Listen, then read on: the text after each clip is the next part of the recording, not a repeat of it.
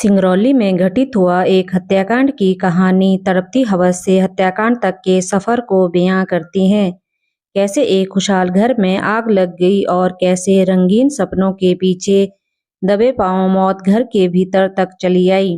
दिन का वक्त था, मौसम में गुनगुनी ठंड अब भी थी, लेकिन दिन की हवा अचानक उस समय गर्म हो गई जब सिंगरौली जिले के सरई थाना प्रभारी मलखान सिंह को भरसेड़ी गांव में रहने वाले राजू साहू ने आकर अपने माता पिता, पत्नी सुनीता और 13 वर्षीय बेटी पूजा सहित घर के 4 सदस्यों की हत्या तथा लूट की जानकारी दी। एक ही परिवार के 4 लोगों की हत्या की बात सुनकर थाना प्रभारी ने तत्काल घटना की जानकारी एसपी इरशाद वली, अतिरिक्त पुलिस अधीक्षक संजीव सिन्हा तथा एसडीओ पीएल कुर्वे को दी। राजू के घर के बाहर अच्छा खासा मजमा लगा था। जगह जगह फैला खून क्राइम सीन को खासा डरावना बना रहा था। कुछ देर बाद पुलिस अधिकारी भी मौके पर पहुंचे। घटनास्थल के निरीक्षण के बाद पुलिस अपने काम में लग गई। सबसे महत्वपूर्ण थी संगीत जयभान सिंह की गिरफ्तारी, जिस पर राजू ने अपनी एफआईआर में शक व्यक्त किया था। कागजी कार्रवाई के बाद पुलिस ने चारों लाश को पोस्टमार्टम के लिए भेज दी और मुखबिरों की एक टीम ने फरार हो चुके जयभान सिंह की गिरफ्तारी के लिए उसके गांव लामी में डेरा डाल दिया। पुलिस पर भी इस जघन्य हत्याकांड के आरोपियों को पकड़ने का दबाव बढ़ रहा था। एक दिन अचानक आधी रात को मुखबिर ने जयभान के घर पहुंचने की खबर पुलिस को दी। सूचना मिलते ही टीआई ने टीम के साथ मिलकर जयभान के घर को चारों ओर से घेर लिया। अपनी पत्नी के साथ सो रहे जयभान को जैसे ही खतरे की भनक लगी, वह खेतों की तरफ भाग निकला। पूरे इंतजाम के साथ गई पुलिस की टीम ने उसे जल्द ही पकड़ लिया और थाने ले आई। थाने में उसने सामूहिक हत्याकांड और लूट में शामिल उसके 2 साथियों के नाम के साथ पूरी कहानी बताई। घटना के बाद गांव वालों का कहना था कि दफीने में मिली माया छत्रपति के परिवार का काल बनकर आई थी। गांव के लोगों के अनुसार पहले यह इलाका डकैतों से भरा पड़ा था, जो पुलिस से बचने के लिए अक्सर अपनी लूट का माल किसी पहचान के सहारे खेतों में दबा देते थे। ऐसे में कई बार डकैतों के मारे जाने, पकड़े जाने पर या उनके जेल से छूटकर वापस आने तक वह धन या तो किसी दूसरे के हाथ लग जाता है या खेत की पहचान का चिन्ह ही उस समय तक नष्ट हो जाता है, जिसके कारण वह धन जमीन में ही गड़ा रह जाता है।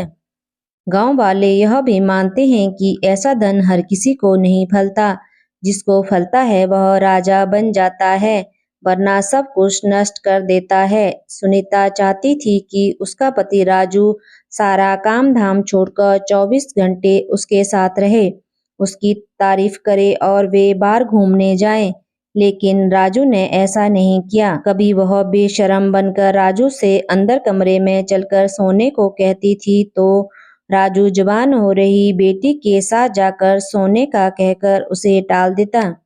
ऐसे में सुनीता के पास कोई और चारा नहीं रह जाता था कि वह अपने तन मन की आग में रात भर सुलगती रहे।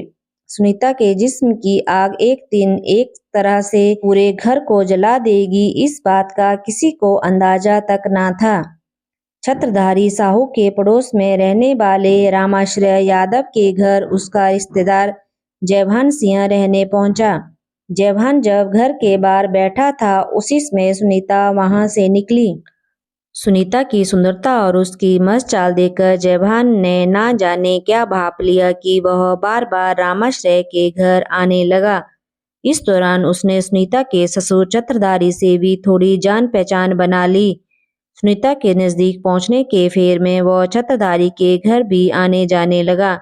सुनीता ने भी जयभान की आंखों में उसे देखकर उतर आने वाले खून को जल्द ही नाप तोल लिया। जयभान सिंह रोज गांव में आता और सुनीता खूब सजती और बार बार बाहर आकर जयभान के मन में जल रही आग को हवा देकर अंदर चली जाती। सुनीता की हरकतों से जयभान को भी अंदाजा हो गया था कि सुनीता भी वही चाहती है जो उसके मन में है। एक दिन मौका देकर वह दोपहर के समय सुनीता के घर में घुस गया। जयभान जब 1 घंटे बाद सुनीता के घर से बाहर निकला तब उसके चेहरे पर संतोष के भाव थे। तो घर के अंदर बिस्तर पर लेटी सुनीता की गहरी गहरी सांसें भी कुछ और ही संकेत दे रही थी। इसके बाद तो अक्सर ही जयभान गांव में आता और मौका देकर सुनीता के घर उससे मिलने चला जाता। उन दोनों के लिए मौकों की कोई कमी भी ना थी। पति सुबह होते ही होटल खोलने दूसरे गांव चला जाता था और सास ससुर खेत पर। घर पर रह जाती केवल बेटी पूजा, जो दोपहर होते होते सहेलियों के साथ खेलने निकल जाती थी। घर पर कभी मौका न मिलने पर सुनीता भी अक्सर किसी बहाने से गांव के बाहर एकांत में प्रेम मिलन के लिए पहुंच जाया करती थी। प्रेम संबंधों के दौरान जयभान ने सुनीता से कहा कि वह उसे रानी बनाकर रखना चाहता है। इस पर सुनीता ने कहा कि रानी तो मैं अब भी हूँ, महारानी बनाने की बात करो। जयभान पर भरोसा करते हुए सुनीता ने बताया कि मेरे ससुर को खेत में सोने से भरा घड़ा मिला है, लेकिन कंजूस उसे अपने कब्जे में छुपाकर रखता है। ये मर जाए तो कल मैं सोने की बनकर पूरे गांव में घूमूं। क्या कह रही हो? सच कह रही हूँ, लेकिन यह बात गांव में किसी को पता नहीं है। घर में भी हम 4 के अलावा बेटी पूजा को भी नहीं बताया कि कहीं वह नादानी में किसी को बता ना दे। फिर तुमने मुझे क्यों बता दिया? तुम्हारी बात ही कुछ और। जब तुम्हें अपना देह सौंप दिया तो दौलत देह से बड़ी थोड़ी ना होती है। इतना कहकर सुनीता शर्माती हुई जयभान की बाहों में एक बार फिर सिमटने आतुर हो उठी। इस राज को जानने के बाद जयभान का मन सुनीता के जिस्म से निकलकर उस दौलत पर फिसल रहा था जो सुनीता के ससुर को खेत में मिली थी। उस रोज वह बेमन से सुनीता के मन की इच्छा पूरी कर अपने गांव चला गया, लेकिन उसके दिमाग में अब भी धन घूम रहा था। पहले उसने धन को पाने में सुनीता की मदद लेनी चाहिए, परंतु वह जानता था कि सुनीता ऐसा नहीं करेगी। जयभान बस किसी तरह से धन पाना चाहता था। इस बीच उसकी मुलाकात गांव के छठे बदमाश बबलू सिंह व सत्यनारायण तिवारी से हो गई। उसने उन दोनों को पूरी बात बताकर अपने साथ लूट के लिए तैयार कर लिया। प्लान के तहत तीनों बरखेड़ी रेलवे स्टेशन के पास मिले और अपने साथ धारदार हथियार लेकर छत्रधारी साहू के घर पहुंच गए। अंदर घुसते ही आंगन में उसको छत्रधारी मिला, जिससे जयभान ने सोने के घड़े के बारे में पूछा तो उसने इस बात से इनकार किया। अपनी प्रेमिका की बात पर विश्वास करते हुए जयभान ने उसके साथ मारपीट शुरू कर दी। उसी वक्त सुनीता की सास वहां आ गई और शोर मचाने लगी।